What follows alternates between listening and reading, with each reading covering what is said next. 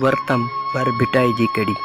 बाबा साईं सैयद गुलाम हैदर शाह जो कालम जै समाज में दौलत जी पूजा पाठ कई वने उन खे कंहिं भी सूरत में गड करण जो कल्चर आम हुजे उते हिलाल ऐं हराम जो हदूं न आहिनि हूंदियूं। जिते इख़लाक़ी क़दरनि जो सत्यानाश इन करे थींदो हुजे जो नंढा हमरा भी वॾनि दौलतमंदनि जो औलाद आहिनि। उहा ॿी शइ आहे त इख़लाक़ कॾहिं बि उन्हनि जे पासे में बि नाहे गुज़रियो।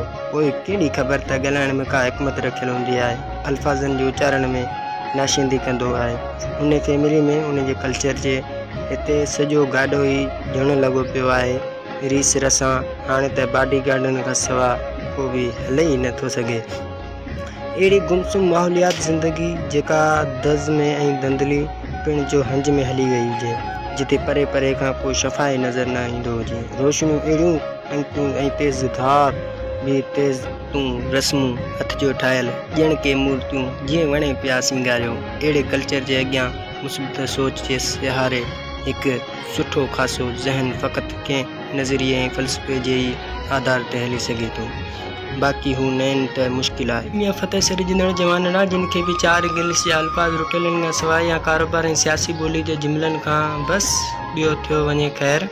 ज़बरदोस्त जी वबाली वबा ठग ठागर खां कंहिं बि शख़्सियत जी सुञाण ऐं उन जी सुवारी ऐं ड्रेसिंग थी वञे अटकी पवे की क़ाबिलियत उन जो अलमी जाखुड़ सलाहियत जो न को दाद न को फरियाद। पोइ अहिड़ो क़ाबिल फ़ख़्र हस्तियुनि जो जनम ऐं उन जी मौजूदगी असांजे हिन माहौल में कहिड़ी माना।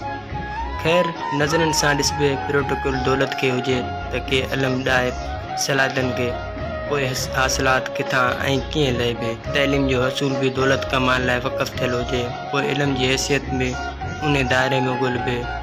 तक़रीबन सभु स्टेटस ज़ाहिरी ख़ुशामदी जे भाकरनि में पलजनि, पोइ नच किरदार कलमी नुस्ख़नि में तारीख़ कहिड़ी रक़म कंदा जेका हिन वक़्त खे ज़ाहिर कंदी। अहिड़े शौर जी पैदावार खे फुकिजे ऐं उन जी पैवारी कजे जंहिं मां शौरमंद दाणा फुटी निकिरनि। हिन झंझट वारे माहौल मां हिकु ख़ुशफ़ज़ा सदाऊं अचनि। हिन अबोजाई ऐं अबोजनि वारे समाज में बसि जाखोड़ शर्त आहे शौरमंद ज़हननि लाइ। बाबा साईं सैयद गुलाम हैदर शाह जो कालम।